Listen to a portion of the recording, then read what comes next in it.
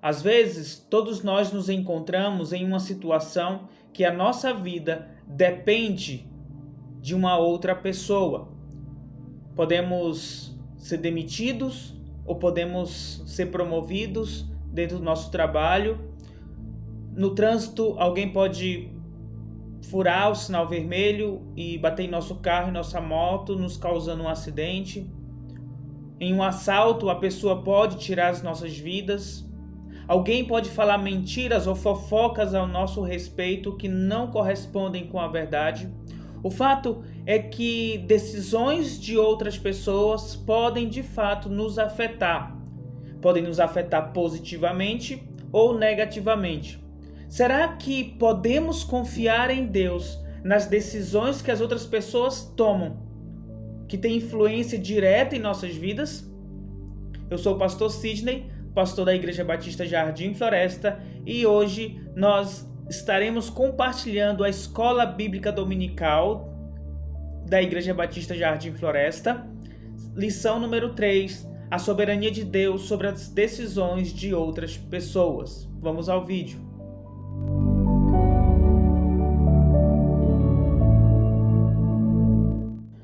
Provérbios 22:1 diz assim: o coração do rei é como uma corrente de água nas mãos do Senhor. Ele o dirige para onde quer. Esse texto ele deixa muito bem claro a soberania de Deus sobre as pessoas, em especial sobre o rei, que está acima de outras pessoas. E Deus dirige as decisões, o coração, a mente desse rei conforme a sua vontade ou o seu propósito. Nós vemos isso muito bem claro dentro da palavra de Deus, Deus dirigindo as ações das pessoas em vários textos da palavra, em vários livros da Bíblia. Mas um em especial que está em Êxodo, quando o povo de Israel sai do Egito, nós vemos que voluntariamente e deliberadamente o povo do Egito entregou para os israelitas gado, boi, ovelha, animais, né? Entregou joias para que eles pudessem subsistir no deserto, na peregrinação no deserto. Afinal, os israelitas, eles não tinham recursos, eles eram escravos. Eles poderiam até começar a viagem, mas eles não iriam muito longe, porque eles não tinham animais, eles não tinham dinheiro, eles não tinham posses, né? Eram pobres ao extremo. No entanto, nós vemos Deus intervindo no problema, Deus traçando um plano para superar essa limitação dos israelitas. Deus disse para Moisés em Êxodo 3, do 21 a 22: e favoreci este povo aos olhos dos egípcios, de modo que, quando saístes, não saireis de mãos vazias, porque cada mulher pedirá à sua vizinha, e aquela quem estiver hospedado, joias de prata e de ouro, e também roupas, que colocareis sobre vossos filhos e sobre vossas filhas. Assim despojareis os egípcios.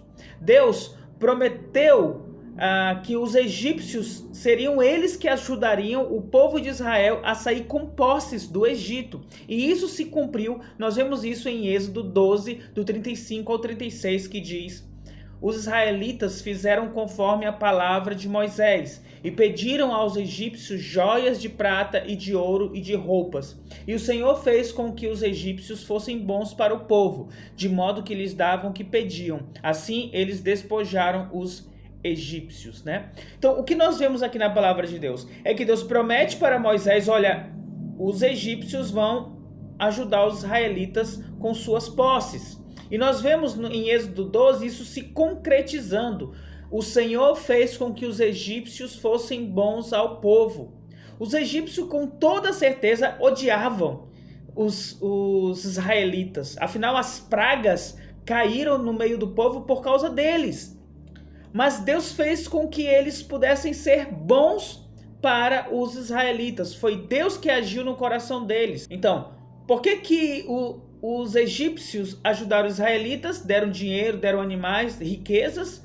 Porque Deus agiu na mente ou no coração deles. Como Deus fez isso? Nós não sabemos, a Bíblia não explica. O que sabemos é o que o texto nos conta, que Deus fez com que os egípcios fossem bons para com o seu povo.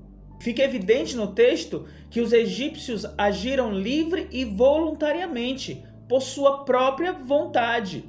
Deus, como eu já falei, de forma misteriosa, moveu o coração deles a fim de que, por livre e espontânea vontade, pudessem fazer de acordo com o propósito de Deus.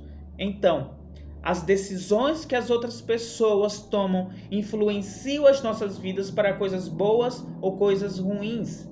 E se nós vamos ser promovidos, se nós vamos ser demitidos, se vamos ser assaltados ou não, a prescrição médica é correta ou é errada, o marido que pede o divórcio ou não, o filho que decide sair de casa ou não, são decisões que nos influenciam, decisões de outras pessoas que mexem com o nosso emocional, com a nossa estrutura física, com a nossa ansiedade.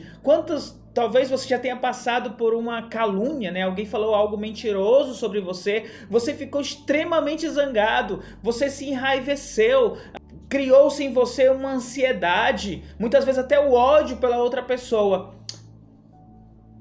Deus agiu no coração desta pessoa para o seu propósito. As decisões das pessoas nos influenciam. Podem ser decisões boas, como foi os egípcios, mas também podem ser decisões ruins. Se nós vamos, por exemplo, depois que José morreu, passou-se alguns anos, os reis do Egito esqueceram quem era o povo de Israel e colocaram eles como escravo, né? Então, nós podemos ser promovidos ou demitidos pelo nosso chefe. Uma prescrição médica pode ser certa ou pode ser errada. O marido pode querer se divorciar, o filho pode querer sair de casa. Podemos ser acusados injustamente, né? Tudo isso está no controle soberano de Deus. Como eu falei no vídeo passado, na aula 3, ou Deus permite ou ele faz com que aconteça. Claro que nós não podemos subestimar a nossa própria responsabilidade com relação às situações. Por exemplo, eu sou um funcionário ruim, provavelmente eu mereça ser demitido. Você atravessou o sinal vermelho e um carro te bateu, você tomou essa decisão errada. Todos nós sabemos que podemos sofrer com as nossas próprias decisões, mas também podemos sofrer com a decisão de outras pessoas. Decisões essas favoráveis ou não. A questão para a nossa reflexão nesse estudo é: podemos confiar em Deus e no fato de que Ele pode e vai trabalhar no coração dos indivíduos a fim de concretizar o seu plano para nós? Se todas as coisas cooperam para o bem daqueles que amam a Deus, então podemos crer que até mesmo a decisão das pessoas vão cooperar para o nosso bem, decisões essas boas ou ruins que influenciarão diretamente a nossa vida? Se alguém nos ajuda a encontrar um emprego, Deus está agindo? Se um bandido rouba nossa casa, Deus está agindo? Se alguém fala mentiras ao nosso respeito, será que Deus está agindo? De acordo com a Bíblia, a resposta é sim. Para cada um dos exemplos, podemos confiar em Deus. Ele intervém soberanamente no coração, nas atitudes das pessoas, nas decisões que elas tomam, implementando a sua vontade, concretizando o seu propósito divino para as nossas vidas. Mas precisamos entender que Deus faz tudo isso de modo que as pessoas tomam decisões e executam os seus planos por uma escolha própria e voluntária. Como Deus age no coração das pessoas para que sejam escolhas próprias e voluntárias, ainda se constitui um mistério para nós. Eu não tentarei explicar aqui, por mais que eu tente chegar próximo, eu creio que eu não vou conseguir explicar para você. Mas eu preciso crer que Deus age sobre as pessoas para que as pessoas tomem decisões conforme a vontade dela, sendo que as pessoas elas têm responsabilidade pelas decisões que elas tomam, assim como você também tem responsabilidade pelas decisões que você toma. Então, aqui é um conceito da soberania divina que muitos têm dificuldade de assimilar, ou até mesmo de acreditar, mesmo se constituindo um mistério. Porque se nós dissemos que Deus age soberanamente na mente das pessoas convertendo a mente das pessoas para o seu propósito, parece que o ser humano não tem nenhum livre-arbítrio, né? É apenas uma marionete nas mãos de Deus. Mas eu posso lhe assegurar que Deus sim controla as pessoas, a mente das pessoas para o seu propósito, sendo que estas pessoas, elas fazem conforme a sua vontade, conforme o seu coração, conforme o seu desejo. As pessoas, por exemplo, os egípcios que entregaram suas posses para os israelitas, fizeram isso sabendo o que estavam fazendo. Foi livre vontade deles praticarem isso. Eles não ficaram, meu Deus, eu só estou fazendo porque Deus está colocando na minha cabeça, eu não quero, mas eu vou fazer. Não, eles fizeram porque queriam fazer aquilo. Mas Deus interveio para que acontecesse o que ele já havia dito, que os egípcios ajudariam os israelitas quando saíssem da escravidão, tá? E o melhor texto, talvez, para explicar isso, que Deus, de fato, está controlando todas as coisas, é o texto de Provérbios 21:1, que nós já lemos. O coração do rei é como a corrente de águas nas mãos do Senhor. Ele dirige para onde quer. O argumento aqui, ele é bem simples, tá? É do maior para o menor. Se Deus, ele dirige o coração do rei, que é o maior, que é soberano aqui nesta terra, com toda certeza, ele irá controlar o coração das demais pessoas, o menor. Então tudo tem de se mover antes sobre a influência soberana de Deus. Nada neste mundo acontece, nem a decisão de um governante, nem a decisão de um rei, se não for pela vontade de Deus. Ninguém vai afligir a tua vida se Deus assim não permitir, se não for propósito dele. Nós vimos isso com relação aos egípcios, quando eles não apenas libertaram os israelitas, como também entregaram suas riquezas para os israelitas. Mas nós vemos isso também no relato do rei Ciro, rei da Pérsia, quando ele emitiu uma proclamação permitindo que os judeus retornassem para Jerusalém para reconstruir o templo, tá? Em Esdras 1:1. No primeiro ano do reinado de Ciro, rei da Pérsia, a fim de que se cumprisse a palavra do Senhor falada por Jeremias, o Senhor despertou o coração de Ciro, rei da Pérsia, para redigir uma proclamação e divulgá-la em todo o reino nestes termos, tá? Então, Deus, ele agiu no coração de Ciro, despertando o coração para que Ciro pudesse, então, escrever, proclamar o decreto, permitindo que os israelitas voltassem para Jerusalém. O rei Ciro, ele não foi coagido por Deus. O rei Ciro, ele era o rei soberano sobre todo o mundo. Ele era rei da maior potência daquela época. Com certeza, ele não seria coagido por nada e nem por ninguém. Mas ele, por livre e espontânea vontade, emitiu o decreto. Deus estava conduzindo a mente do rei para este propósito. Ciro, ele não temia a Deus. Então não é necessário que uma pessoa reconheça o controle soberano de Deus em seu coração, ou que ele reconheça que Deus existe. Os egípcios não reconheciam Deus. Ciro não reconhecia Deus. Com certeza eles não pretendiam obedecer à vontade de Deus. Apenas eles agiram de acordo com o direcionamento de Deus em seus corações. Eles, na sua mente, Ciro, os egípcios, na mente e no coração deles, eles estavam fazendo a vontade deles. Mas, na perspectiva espiritual, na perspectiva de Deus, era Deus que estava dirigindo para que a sua vontade pudesse se cumprir.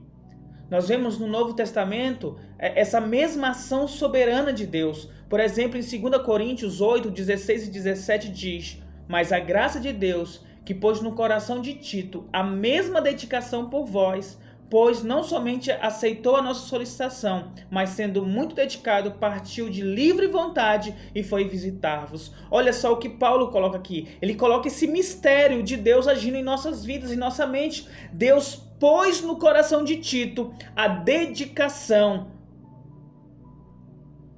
Deus colocou no coração de Tito aceitar a solicitação de ir, de ajudar ali aquela igreja. E o que foi que Tito fez? Ele partiu por livre vontade. Ele foi visitar a igreja por livre vontade, muito dedicado. Deus agiu no coração dele e ele fez por uma livre vontade. Então, Tito agiu com total liberdade, mas sobre o misterioso impulso soberano de Deus. Portanto, o que nós vemos aqui é Deus tocando no coração da pessoa para que aquela pessoa pudesse cumprir o propósito de Deus. Mas também nós vemos na palavra de Deus que Deus ele refreia, ele afasta as decisões ou as ações das pessoas que podem nos prejudicar. E podemos crer nisso, tá? As pessoas podem nos machucar e Deus pode permitir. Deus pode trabalhar no coração das pessoas para que possam nos abençoar. Deus pode trabalhar no nosso coração também para poder abençoar outras pessoas, para fazer a vontade dele, tá? E Deus pode refrear o pecado para que não aconteça na mente e no coração das pessoas. Nós vemos lá em Gênesis 20 que Abraão ele mentiu sobre a sua esposa Sara, dizendo que era sua irmã. O rei Abimeleque, vendo a grande beleza, a formosura de Sara, ele queria pegar Sara para ser sua esposa. Mas aí em Gênesis 26 diz: "E te impedi de pecar contra mim, por isso não te permiti tocá-la." Deus dizendo para Abimeleque: eu impedi você de pecar, por isso você não pôde tocá-la, não pôde tocar em Sara. Deus refreou Abimeleque fisicamente para que ele não pecasse, para que ele não pegasse Sara como esposa, tá? Deus refreou a sua mente. Então, Deus ele trabalha de acordo com o seu propósito, de modo que muitas vezes nem compreendemos, e também não cabe a nós compreender, cabe a nós apenas confiar e crer nos seus propósitos divinos sobre nossa vida. Eu citei alguns relatos da Bíblia aqui, e você pode talvez pensar que isso é um pouco distante da sua realidade, da sua vida, ou que você está passando. Eu só quero lembrar você Romanos 15:4, que diz: porque tudo que foi escrito no passado foi escrito para nossa instrução, para que tenhamos esperança por meio da perseverança e do ânimo que provém das Escrituras. Essas histórias que nós contamos, os israelitas, Ciro, Tito, Abimeleque, elas não fazem parte de algo que estão distante de nós, pelo contrário, estão perto de nós. É Deus se revelando para nós, mostrando como ele já atuou na história e como ele está atuando hoje. O seu propósito divino ainda é estabelecido hoje através das pessoas, através da sua vontade soberana, tá? Inclusive com relação aos governantes. Nós temos agora Bolsonaro, tivemos o PT aí durante muitos anos, Hugo Chávez na Venezuela, e em outros países nós temos governantes bons e governantes ruins. Todos eles estão debaixo da soberania de Deus. Eles não fazem nada se Deus assim não quiser ou se Deus assim não permitir. Embora esse assunto possa dar pano para a manga, não vou entrar nessa questão de governantes, mas precisamos entender que Deus é que ele estabelece os governantes, as autoridades. E Deus guia as decisões, as vitórias e as derrotas desses governantes conforme a sua vontade. Em Romanos 13, de 1 a 4, diz: não há autoridade que não venha de Deus, e as que existem foram ordenadas por ele, porque ela é serva de Deus para o teu bem, tá? Essa autoridade é serva de Deus para o teu bem. A gente pode até não entender, sabe? E dizer: meu Deus, como é que essa autoridade vai servir para o nosso bem? Olha o que ele está fazendo, ele está acabando com o país. E parece difícil a gente olhar para os nossos prefeitos, governadores, senadores, olhar para aquele Senado, pessoas como Renan Calheiros ainda presidindo, com tantas acusações contra ele. Nós vemos corrupção, abuso de poder, perseguição. A igreja, irmãos, como nós vemos na janela 1040, na Índia, na China. Como pode ser para o nosso bem? Mas eu preciso lembrar que todas as coisas cooperam em conjunto para o nosso bem, de acordo com aqueles que foram chamados pelo propósito soberano de Deus. Então, podemos não entender o que está acontecendo, entender que as decisões das autoridades servem para o nosso bem, mas precisamos confiar que Deus está controlando todas essas coisas. Precisamos nos lembrar de que o nosso Deus, em sua infinita sabedoria, em sua infinita soberania, por razões que nós até não conhecemos, ele permite que as autoridades estejam lá e ajam da maneira contrária até mesmo à sua vontade, perseguindo os cristãos.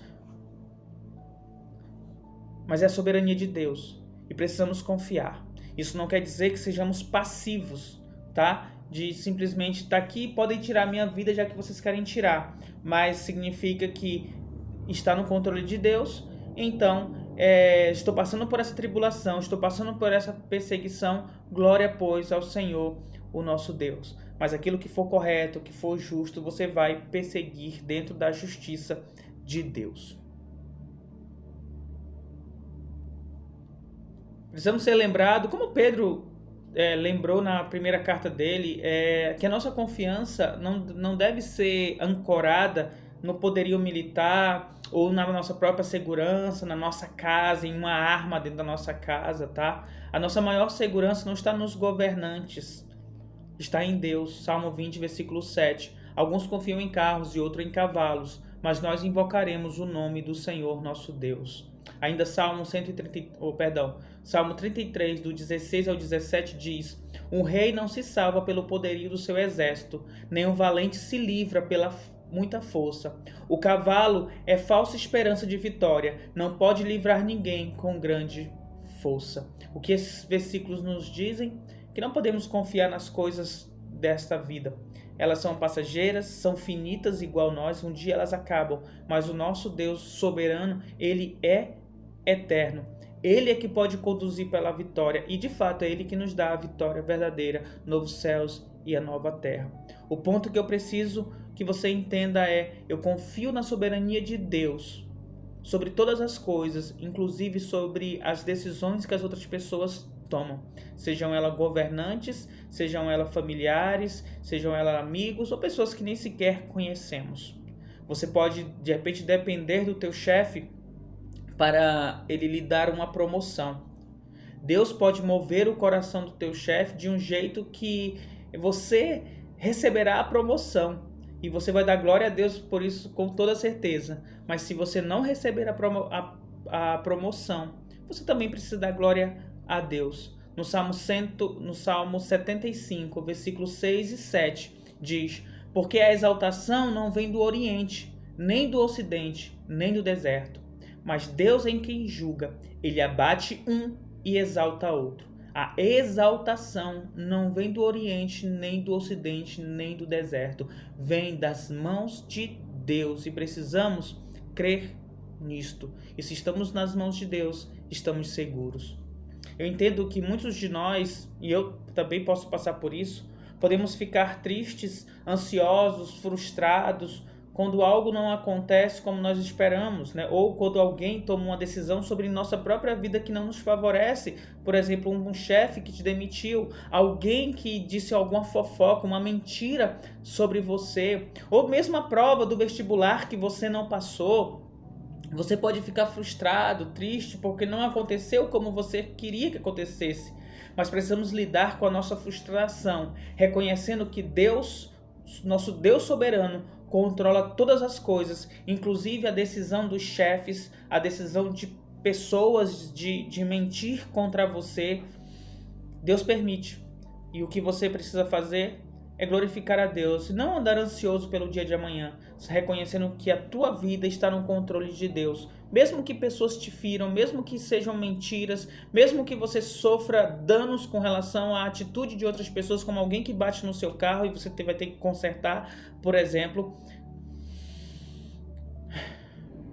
Creia em Deus. Por mais que seja difícil, confie nele, que ele está no controle de todas as coisas. Erros que nós cometemos é o Salmo 50, versículo 21, que Deus diz: pensavas que era como tu, né?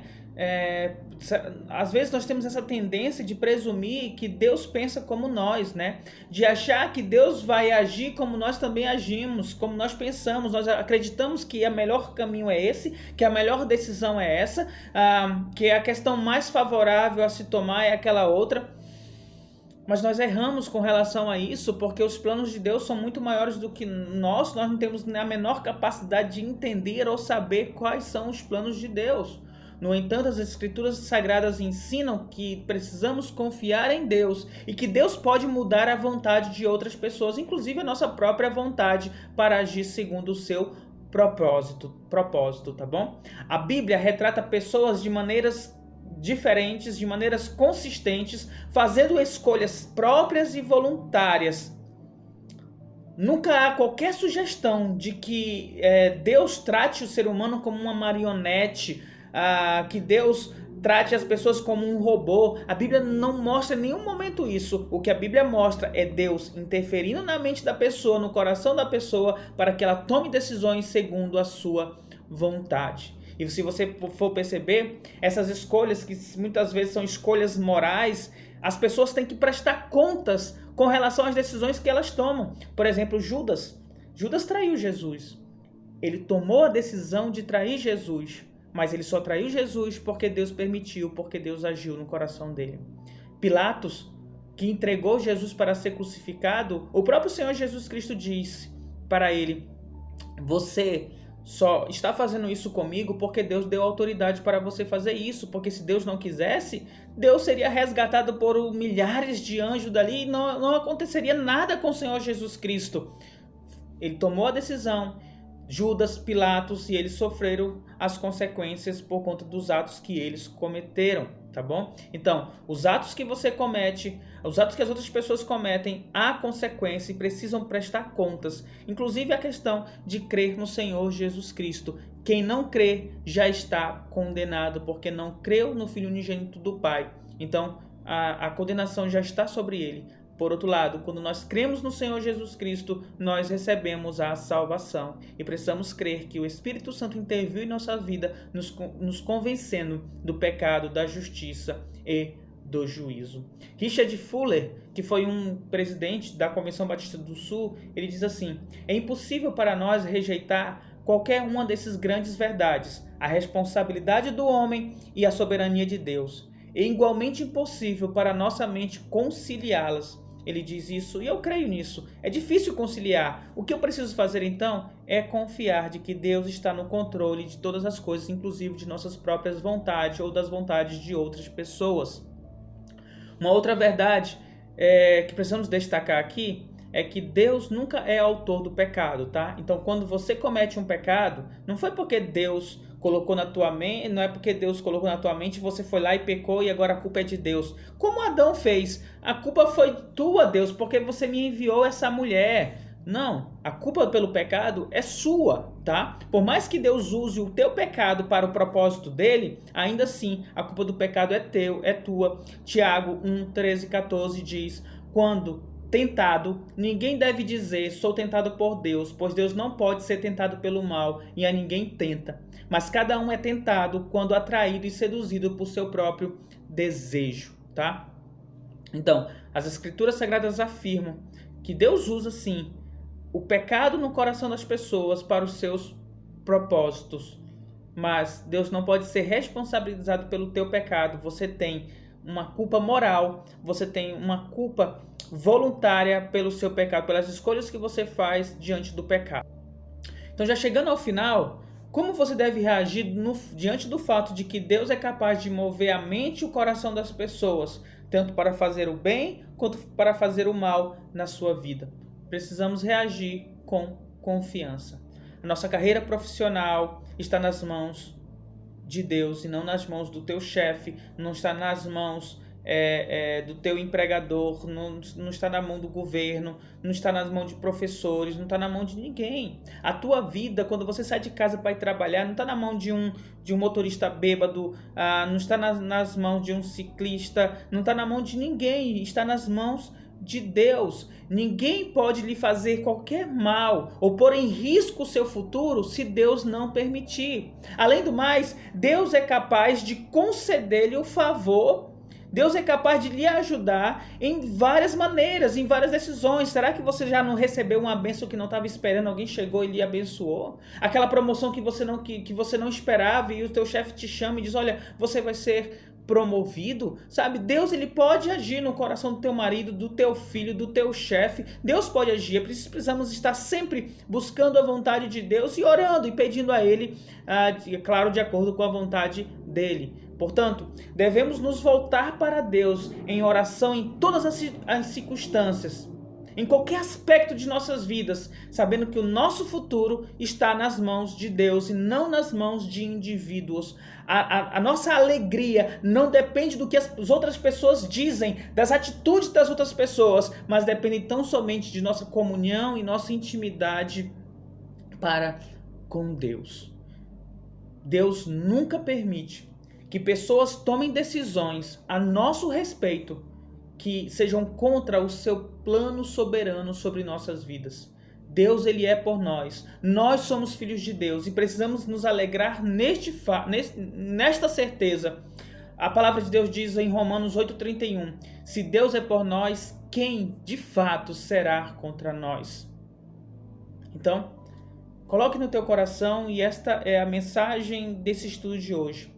Deus jamais permitirá que qualquer ato contra você que não seja de acordo com a vontade dele se concretize em sua vida. Porque tudo que vai acontecer a você e a mim é de acordo com a vontade soberana de Deus. Só tome cuidado para que você não justifique os teus erros usando esta doutrina da soberania de Deus. Ah, não, eu errei porque Deus que permitiu. Ah, não, eu pequei porque foi Deus que permitiu. Cuidado para não jogar uma culpa para Deus, que ele não tem culpa nenhuma, tá? O teu fracasso, os teus erros são culpa sua. Foi você que tomou decisões erradas, por mais que Deus use isso para a glória e honra do nome dele, ou mesmo para o teu bem. Deus não prometeu trabalhar no nosso coração, no coração de outras pessoas, para compensar os nossos erros de maneira alguma. Nós precisamos prestar contas pelos erros que nós cometemos.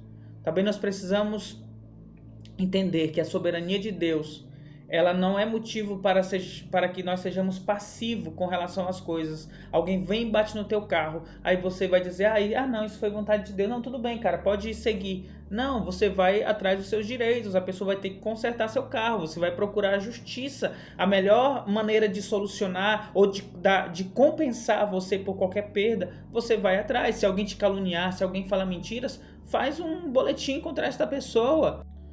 Faça um boletim contra esta pessoa, tá bom? Busque a justiça, busque os seus direitos, tá? Bom, então essas são as lições que nós temos para hoje. Que Deus nos abençoe. Lembre de Deuteronômio 29:29. As coisas encobertas pertencem ao Senhor nosso Deus, mas as reveladas pertencem a nós, nossos filhos, para sempre, para que obedeçamos com todas as palavras desta lei. O que Deus revelou para nós é que Deus trabalha no coração de outros indivíduos para o seu propósito se concluir diante de nossa vida, tá? Então vamos confiar em Deus em toda e qualquer situação. Que Deus nos abençoe.